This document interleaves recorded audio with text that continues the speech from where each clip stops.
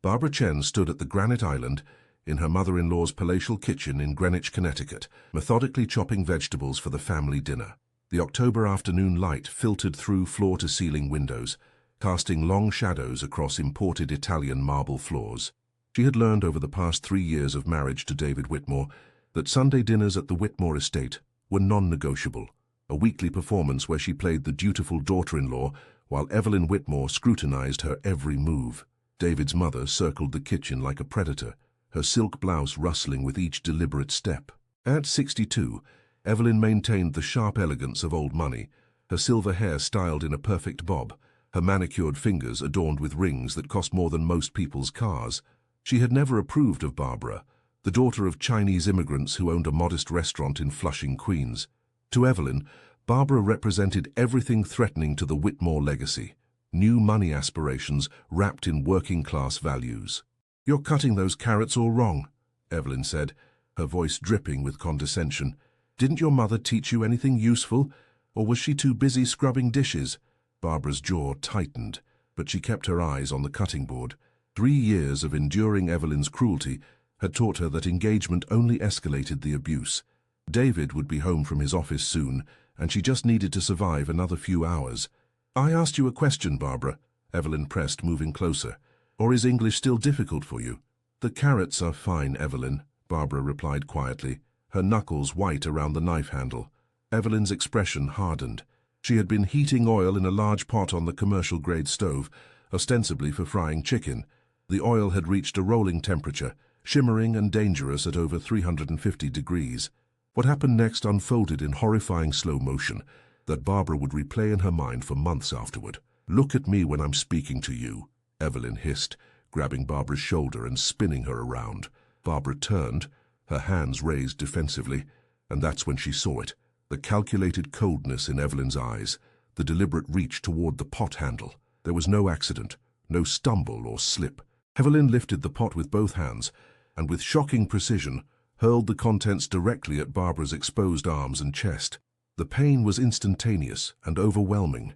Barbara's scream shattered the pristine silence of the Whitmore estate as superheated oil seared through her cotton blouse, adhering to her skin like napalm. She collapsed to the floor, convulsing as second- and third-degree burns blossomed across her left arm, shoulder, and upper chest. The acrid smell of burning flesh filled the kitchen. Evelyn stood motionless, the empty pot still in her hands, watching with an expression that Barbara would later describe to police as satisfied. No horror, no shock, just cold calculation. David found them 15 minutes later. He had come home early, sensing something was wrong when Barbara hadn't answered his texts. The scene that greeted him defied comprehension, his wife writhing on the kitchen floor, skin blistered and weeping, while his mother calmly wiped oil splatter from the countertop. "She knocked the pot over," Evelyn said before David could speak, her voice unnaturally steady. "I told her not to reach across the stove, but she wouldn't listen." "You're lying," Barbara gasped through tears, her body trembling with shock. "She threw it at me. She meant to do this." David stared at his mother, his world fracturing along fault lines he hadn't known existed. Evelyn met his gaze with an imperious lift of her chin, daring him to choose. "Call 911, Barbara begged, reaching toward David with her uninjured hand. "Please, David. It hurts so much." The ambulance arrived 22 minutes after David's call. Paramedics immediately began cooling Barbara's burns with sterile saline, their faces grim as they assessed the damage. Second-degree burns covered approximately 15% of her upper body, with several areas showing the characteristic white, leathery appearance of third-degree injury. She would need immediate hospitalization, likely skin grafting, and months of rehabilitation. As they loaded Barbara into the ambulance, David turned to his mother. She stood in the doorway of her mansion, backlit by crystal chandeliers, looking every inch the Greenwich matriarch she had spent her life becoming. "I'll handle this," Evelyn said, and there was steel beneath the silk of her voice. "You know what supporting her will cost you, David. Everything your grandfather built, everything you've worked for. The trust fund provisions are very clear about family loyalty." David climbed into the ambulance without answering, but Evelyn's threat hung in the air like smoke. The Whitmore family fortune came with strings that had been pulling David's life in predetermined directions since birth. His grandfather's trust, worth north of $50 million, had explicit morality clauses that Evelyn, as trustee, could interpret at will. Supporting accusations against his mother could mean financial excommunication. At Stamford Hospital's burn unit, Barbara underwent emergency debridement and treatment. The medical team worked efficiently, cutting away destroyed tissue and applying specialized dressings to prevent infection. Dr. Patricia Morrison, the attending burn specialist, explained that Barbara faced months of painful recovery, including multiple surgeries, extensive physical therapy, and probable permanent scarring.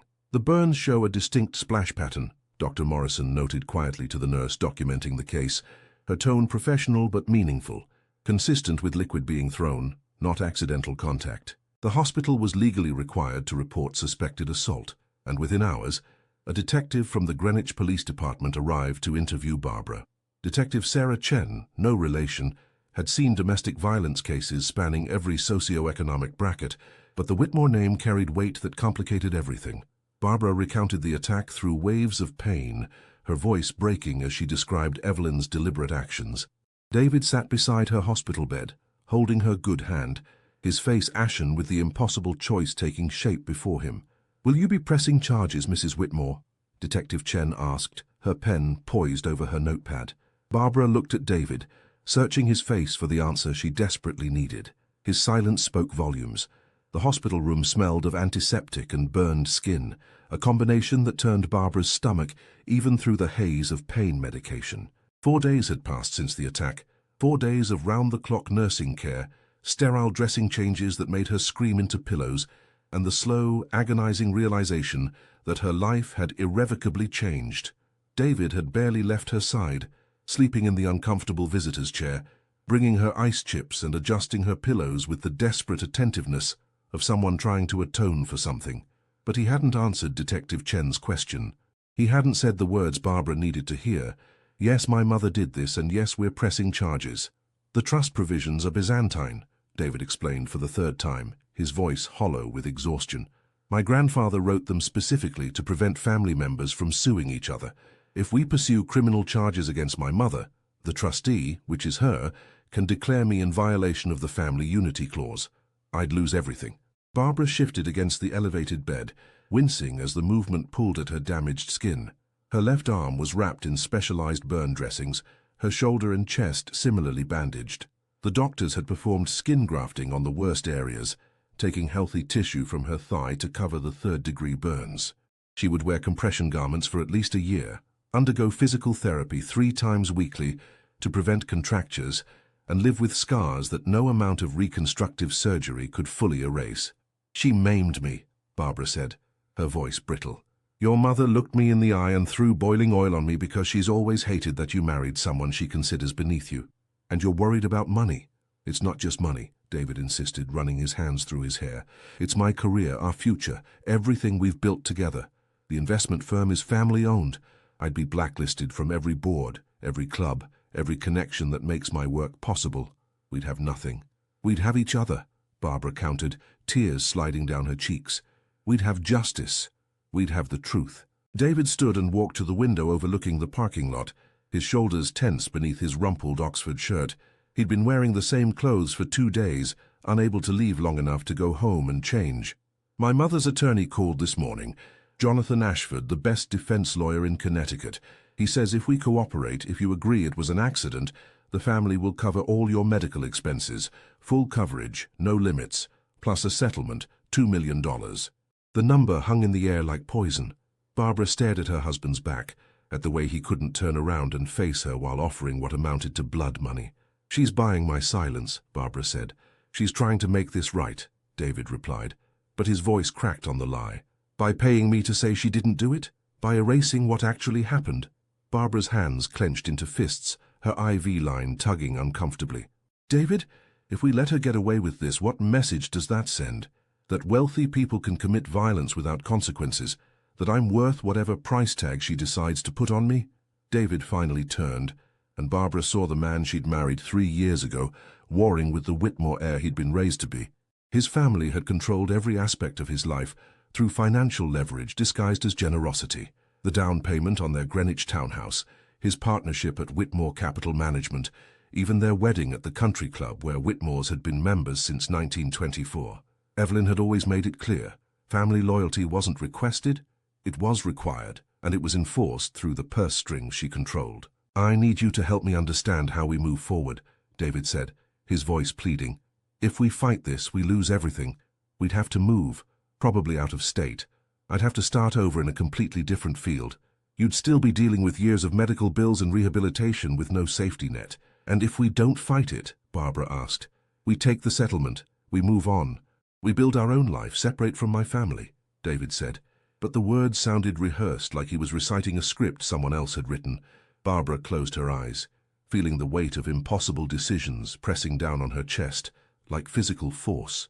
The pain medication made everything feel distant and cottony, but one truth cut through the fog with perfect clarity. She was being asked to participate in her own silencing, to accept money in exchange for letting her attacker escape justice. Dr. Morrison entered during afternoon rounds, her experienced eyes immediately assessing Barbara's vital signs and the condition of the visible dressings. She had been a burn specialist for 15 years, long enough to recognize the particular tension of a patient facing more than just physical recovery. "How's the pain today, Barbara?" Dr. Morrison asked, checking the medication chart. "Manageable," Barbara lied. "The grafts are taking well," Dr. Morrison continued, making notes on her tablet. "We'll need to start aggressive physical therapy soon to maintain your range of motion in the shoulder. The sooner we begin, the better your long-term functional outcome." David spoke up from his position by the window. "What's the prognosis for scarring?" Dr. Morrison met his gaze with professional directness. "Significant permanent scarring is inevitable with burns of this severity and extent. We can minimize it with proper treatment, compression therapy, and possibly additional reconstructive procedures down the line, but your wife will always carry visible evidence of this injury." "How long until she's fully recovered?" David pressed. "Burn recovery isn't linear," Dr. Morrison explained. "Barbara will need intensive rehabilitation for at least 6 months, with follow-up care extending potentially years afterward. Recent studies show that major burn injuries affect patients' physical and psychological health for 5 to 10 years post-incident. This isn't something you just get over." After Dr. Morrison left, silence settled over the hospital room like snow. Barbara could hear the distant sounds of the hospital, call bells, footsteps, the rumble of meal carts in the corridor. Her entire future had narrowed to this moment, this choice, this test of who she really was beneath the dutiful daughter-in-law performance she'd been staging for 3 years. "I need to tell you something," Barbara said finally, her voice stronger than it had been in days. "Something I've never told you about why I've tolerated your mother's abuse for so long." David returned to the bedside chair, leaning forward intently. "When I was growing up in Queens, my parents worked themselves nearly to death keeping our restaurant afloat," Barbara began. "My father would leave at 5 in the morning to get fresh produce from Hunts Point, and my mother would stay until midnight cleaning up after the last customers. They did this 7 days a week for 30 years, and you know what they taught me? That dignity isn't something money can buy or sell. That being poor doesn't mean accepting being treated as less than human." Tears streamed freely now, soaking into the hospital gown. "I let your mother belittle me because I loved you, because I thought family harmony mattered more than my pride. But David, she didn't just insult me this time. She tried to permanently disfigure me. She wanted to mark me, to scar me, to make sure I'd spend the rest of my life looking in the mirror and seeing her hatred burned into my skin." "Barbara," David started, but she held up her good hand to stop him. "I'm pressing charges," she said, and the words felt like liberation and terror in equal measure. "With or without you, I'm telling the truth about what she did. I won't let her money erase reality." David's face drained of color. "You understand what that means for us?" "I understand what not doing it means for me," Barbara replied. "It means spending my life as someone who can be bought. Someone who accepted payment to lie about violence. Someone who teaches any future children we might have that justice is negotiable if the price is right." David stood abruptly, his chair scraping against linoleum.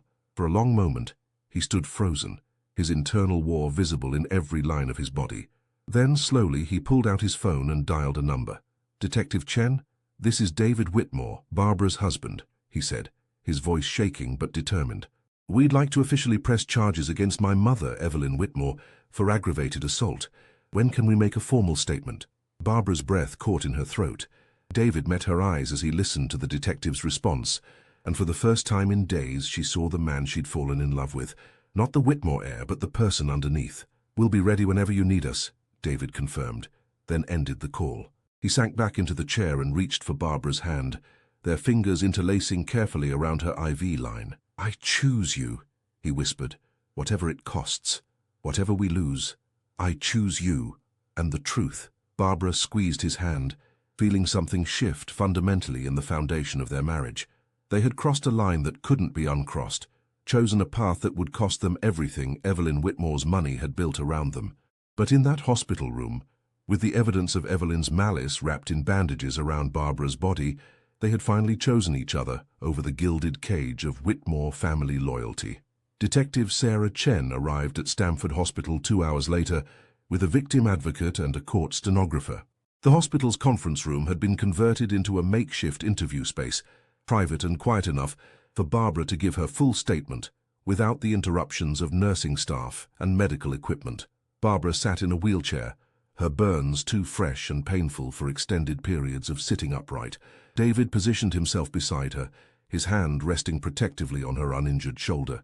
The stenographer's fingers flew across her machine as Detective Chen methodically walked Barbara through every detail of October 10th, from the moment she arrived at the Whitmore estate to the instant Evelyn hurled scalding oil at her defenseless body. "I need you to be very specific about Mrs. Whitmore's actions," Detective Chen said gently. "Did she pick up the pot with one hand or two?" "Two hands," Barbara answered, her voice steady despite the trembling in her limbs. She gripped it on both sides and lifted it deliberately. There was no stumble, no loss of balance. She looked directly at me and through the oil. "And what did she say afterward?" Detective Chen continued. "She told David it was an accident, that I had knocked the pot over," Barbara recounted. "But her face when she did it, there was no shock, no horror. She looked satisfied." The victim advocate, a woman in her 40s named Lisa Brennan, interjected with practiced compassion. "Barbara, I need to prepare you for what comes next. When we arrest Mrs. Whitmore, her attorneys will immediately begin constructing a defense. Given the Whitmore family's resources and social standing, this will not be a simple case." David's jaw tightened. "What are we looking at?" Detective Chen consulted her notes. "Connecticut law defines assault with a corrosive substance as a serious felony. Under Section 53A-60C, causing burns with heated liquid that result in disfigurement or permanent disability carries potential prison time of 10 to 20 years, depending on severity and intent." "Will she actually serve time?" Barbara asked, the question heavy with the knowledge of how justice often bent around wealth and privilege. "That depends on many factors," Detective Chen said honestly. "The strength of the evidence, witness credibility, the quality of her defense team. The Whitmores will hire the best attorneys money can buy. They'll argue it was accidental, that you're motivated by financial gain, that there's reasonable doubt about intent." Lisa Brennan added, "You should also prepare for retaliation that isn't criminal. Wealthy defendants often use civil litigation, social pressure, and financial warfare to make victims reconsider prosecution. The Whitmore family could sue you for defamation, use their influence to damage David's professional reputation, and leverage every connection they have to isolate you socially. They're already doing that," David said bitterly. "My phone has been blowing up with texts from board members, business partners, even my college roommate. Everyone wants to know if I'm supporting false accusations against my mother. The narrative is already being controlled." Barbara felt the familiar weight of powerlessness settling over her shoulders. This was the reality of challenging people who treated money as a weapon and connections as armor. The Whitmores existed in a rarefied social ecosystem where reputation was currency and loyalty was enforced through economic leverage. "I have to ask," Detective Chen said, her tone gentle but probing, "did the family offer you any kind of settlement to avoid prosecution?" David and Barbara exchanged glances. $2 million, David admitted. "My mother's attorney called it compensation for medical expenses and pain and suffering, contingent on Barbara agreeing the incident was accidental." Detective Chen's expression hardened. "That's witness tampering. I'll need documentation of that offer. Calls, texts, emails, anything you have." "My mother is too smart for that," David said wearily. "Everything went through her attorney. All verbal, all deniable. It's how she's operated my entire life, keeping her hands clean while other people do the dirty work." The interview continued for another 90 minutes, covering every aspect of the attack, the history of Evelyn's abuse toward Barbara, and the family dynamics that had enabled and concealed that abuse for years. When it finally concluded, Barbara felt hollowed out, every word having cost her something essential. "We'll obtain an arrest warrant tomorrow," Detective Chen said, gathering her materials. "Given Mrs. Whitmore's resources, she's a potential flight risk, but her attorney will likely arrange for her to surrender voluntarily. Expect this to hit the media within 48 hours. The Whitmore name will make this news." That prediction proved conservative. Within 24 hours of Evelyn's arrest on charges of first-degree assault with a dangerous weapon, the story exploded across Connecticut media and quickly spread to national outlets. The narrative fractures were immediate and predictable.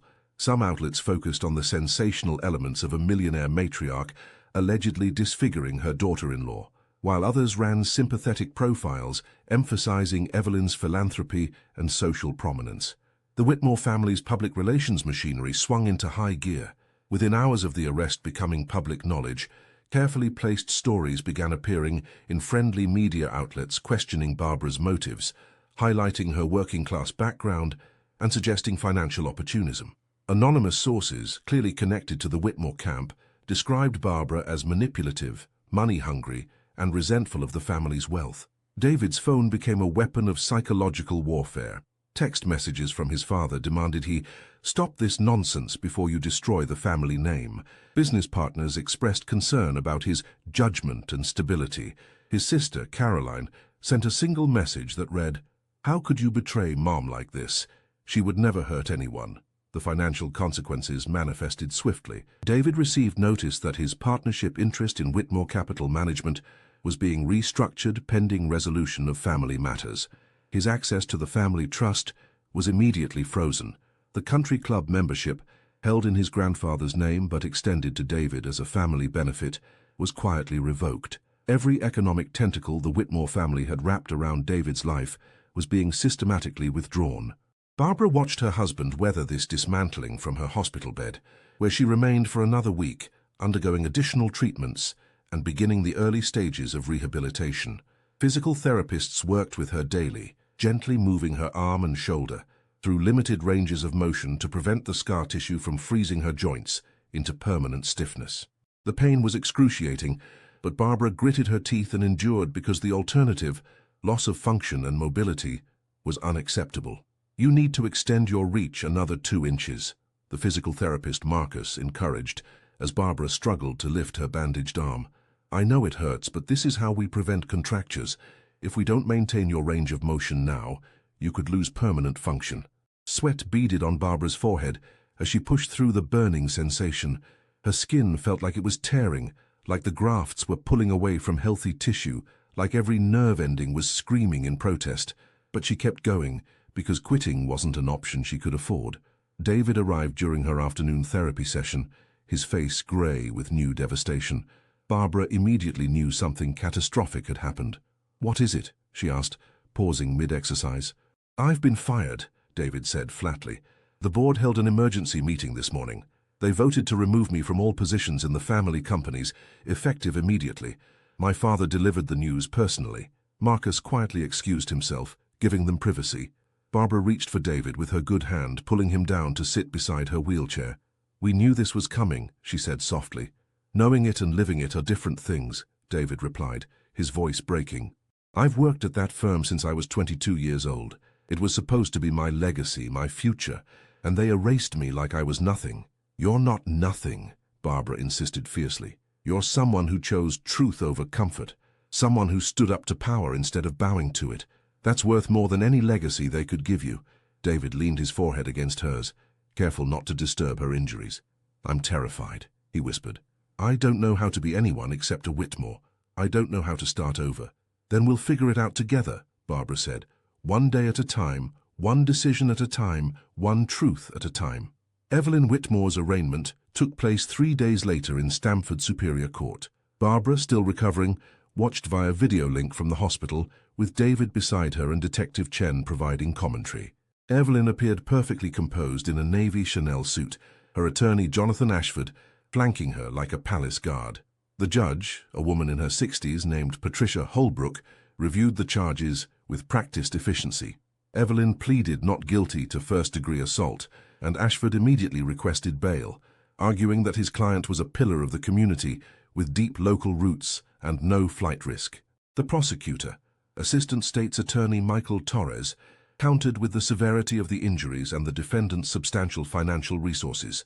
Mrs. Whitmore has the means to flee the country and the motive to avoid accountability for a violent assault that has left the victim permanently scarred and facing years of rehabilitation. Judge Holbrook set bail at $500,000, which Evelyn's attorney posted within the hour. Evelyn walked out of the courthouse into a phalanx of cameras, her expression serene and untouchable. Barbara watched the news coverage from her hospital bed, feeling the surreal disconnect of seeing her private trauma become public spectacle. This was no longer just about her and Evelyn, about a moment of violence in a Greenwich kitchen. It had become a story about class, about justice, about whether the wealthy faced the same consequences as everyone else. "Are you ready for what comes next?" Detective Chen asked Barbara, her expression sympathetic but realistic. Barbara looked at her bandaged arm, at the compression garments she would wear for months, at the scars that would mark her skin forever. She thought about the testimony she would have to give, the cross-examination by expensive defense attorneys, the public scrutiny and character assassination. She thought about David, who had sacrificed everything his family had built around him to stand beside her. "I'm ready," Barbara said, and she meant it. 6 months later, Barbara stood in a modest two-bedroom apartment in Stamford, carefully folding compression garments fresh from the laundry. The March afternoon sun slanted through windows that overlooked a parking lot instead of manicured grounds, a view that felt both diminished and liberated. Her left arm bore the permanent testimony of Evelyn's violence, patchwork scars from the skin grafts, areas of hyperpigmentation where the burns had been deepest, the slight stiffness in her shoulder that no amount of physical therapy had completely resolved. But her arm worked. She could lift it, extend it, use it to cook and clean and embrace her husband. Marcus, her physical therapist, had called her recovery remarkable, a testament to her dedication to the grueling rehabilitation protocol. 3 sessions weekly for 6 months, each one pushing her body through pain barriers that felt insurmountable, had rebuilt what Evelyn had tried to destroy. David emerged from the apartment's small second bedroom that doubled as his home office, his tie loosened and his sleeves rolled up. He had found work at a mid-sized investment firm in Norwalk, a position that paid a fraction of what he'd earned at Whitmore Capital, but allowed him to rebuild his career on his own terms. The transition had been brutal, learning to live on a budget, accepting that his professional network had evaporated along with his family connections, starting over at age 35 like a recent graduate. "The prosecutor called," David said, pulling Barbara into a careful embrace that avoided pressure on her scarred areas. "The trial starts next month. Torres wants to meet with you this week to prepare your testimony." Barbara nodded against his chest, feeling the familiar anxiety spike that accompanied any mention of the upcoming trial. Evelyn's defense team had spent the past 6 months constructing an alternative narrative. Barbara had been reaching across the stove, had knocked the pot. The whole incident was a tragic accident compounded by a daughter-in-law's resentment and greed. They had deposed friends, relatives, anyone who might testify to Barbara's supposed gold-digging character or Evelyn's exemplary maternal devotion. "I'm scared," Barbara admitted, something she could only say to David in the privacy of their modest home. "What if the jury doesn't believe me? What if all those expensive lawyers convince 12 people that I'm lying?" David tipped her chin up so she met his eyes. "Then we'll deal with it, together. But Barbara, you have something Evelyn's attorneys can't fabricate. The truth. And Dr. Morrison's report. And the burn pattern analysis that shows the oil was thrown, not spilled." The medical evidence had become the prosecution's cornerstone. Dr. Morrison's detailed documentation of Barbara's injuries included photographs and analysis demonstrating that the burn pattern was inconsistent with accidental contact. The distribution of the burns, the velocity required to create the splash pattern, the complete absence of defensive burns on Barbara's palms, all pointed to a violent, intentional act. Barbara's phone buzzed with a text from her mother. "Dinner Sunday? Dad is making your favorite dumplings." The Chen family restaurant in Flushing had become Barbara and David's sanctuary over the past months, a place where they were welcomed without judgment and fed without expectation of anything except their company. Barbara's parents had embraced David fully once he'd severed ties with the Whitmore family, recognizing in him the same courage their daughter displayed by refusing the settlement money. "I should warn you," Barbara's mother had said during one Sunday dinner, Wealthy families like the Whitmores don't forgive people who challenge them. They will make this as difficult as possible. She had been proven right repeatedly. The Whitmore family had weaponized every resource at their disposal to discredit Barbara and David. Private investigators had dug through Barbara's background, searching for anything scandalous or compromising. Finding nothing, the defense had resorted to character attacks based on class prejudice, suggesting that someone from Barbara's background had married David specifically to access Whitmore wealth, that the assault accusation was premeditated revenge for imagined slights. Caroline, David's sister, had been particularly vicious. She'd given an interview to a Connecticut Society magazine describing Barbara as manipulative from the start and claiming their mother was devastated by these false accusations. The siblings hadn't spoken since David chose to support prosecution, a fracture that caused David visible pain whenever he scrolled past old photos of family gatherings. The week before trial, Barbara met with Assistant State's Attorney Michael Torres in his cluttered office in Stamford's courthouse complex.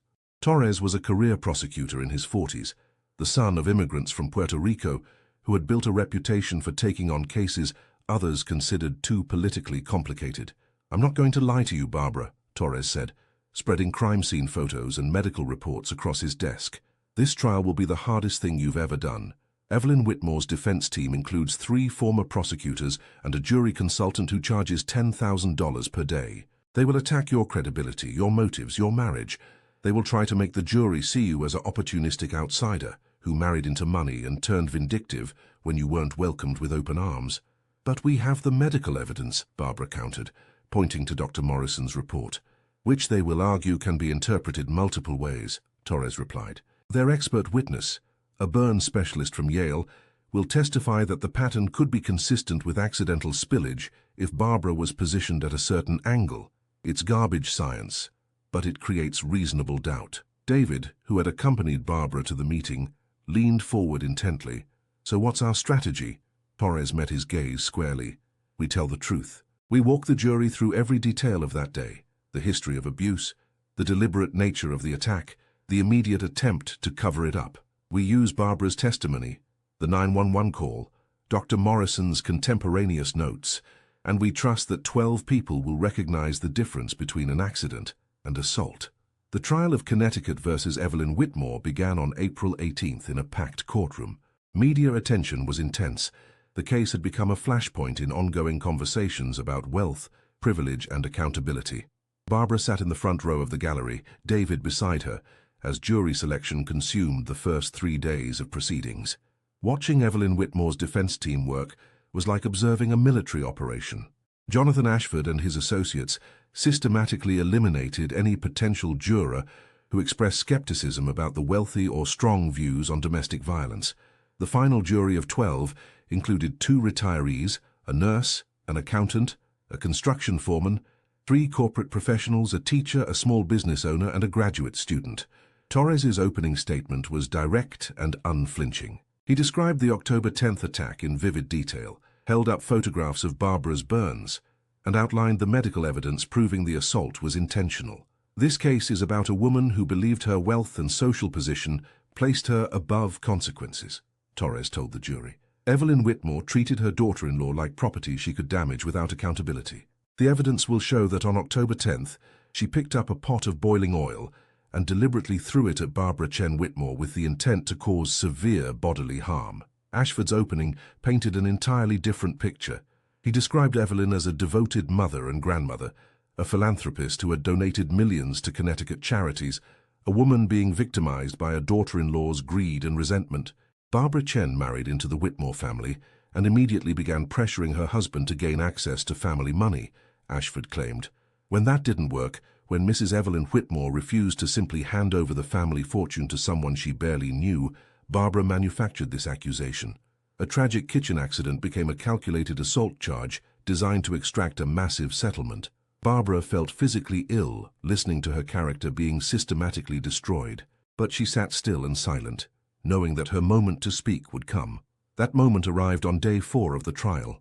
Barbara took the witness stand wearing a simple navy dress, her scarred arm deliberately visible.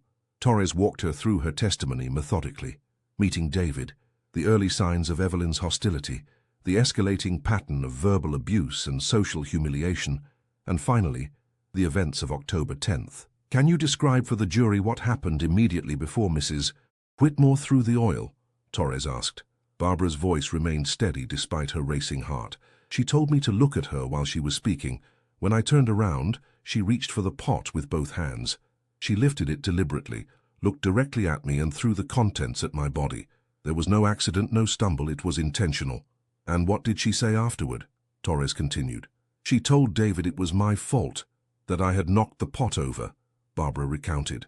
But the expression on her face when she did it, there was no shock, no horror. She looked satisfied. Ashford's cross-examination was brutal. He spent hours questioning Barbara's motives, her memory, her interpretation of Evelyn's expressions. He highlighted every inconsistency in her timeline, every minor detail she couldn't precisely recall. He suggested she had initiated the confrontation, had made threatening moves toward Evelyn, had provoked the incident as part of a premeditated plan. "Isn't it true, Ms. Chen, that you resented Mrs. Whitmore's wealth?" Ashford demanded. "I resented her cruelty," Barbara replied evenly. "Her wealth was irrelevant to me. Yet you married her son, who stood to inherit millions," Ashford pressed. "I married David because I loved him," Barbara said, her voice firm. "Not because of his family's money." Dr. Morrison's testimony provided crucial support for Barbara's account. She explained the burn patterns in technical detail, using diagrams and photographs to demonstrate why the injuries were inconsistent with accidental contact. Under Torres's questioning, she stated definitively that in her professional opinion, the burns resulted from hot liquid being thrown with force at the victim. The defense's expert witness, Dr. Richard Pemberton from Yale, attempted to create ambiguity, suggesting alternative scenarios. But under Torres's aggressive cross-examination, he was forced to admit that his hypothetical explanations required Barbara to have been in physically impossible positions. The trial lasted 3 weeks. Barbara attended every day, watching the legal system slowly, painstakingly work toward truth. David testified about his mother's history of controlling behavior and financial manipulation. Detective Chen testified about her investigation and Barbara's immediate report of the assault. Neighbors testified about hearing Barbara's screams that October afternoon. In his closing argument, Torres addressed the jury with restrained passion. "Wealth does not grant immunity from prosecution. Social standing does not excuse violence. You have heard the evidence, seen the photographs of Barbara Chen Whitmore's permanent scars, listened to medical experts explain how those injuries occurred. Now you must answer a simple question. Do we live in a country where everyone faces consequences for their actions? Or do we have two systems of justice, one for the wealthy and connected, another for everyone else?" After 18 hours of deliberation spread over 3 days, the jury returned a verdict. Guilty of first-degree assault with a dangerous weapon. Barbara felt David's hand grip hers as the verdict was read. Across the courtroom, Evelyn Whitmore's face remained impassive, a mask of control that cracked only slightly at the corners. Judge Holbrook scheduled sentencing for 6 weeks later. The courtroom slowly emptied, leaving Barbara and David sitting in stunned relief. "It's over," David whispered. "No," Barbara corrected gently, looking at her scarred arm. "Now the real healing begins." Outside the courthouse, spring sunshine warmed their faces as they navigated through reporters and cameras. Torres had warned them about the media attention, but nothing quite prepared them for the intensity of it. A reporter thrust a microphone toward Barbara. "How do you feel about the verdict?" Barbara paused, considering her words carefully. "I feel that justice was served, not because I wanted revenge, but because the truth mattered more than money or power or family name.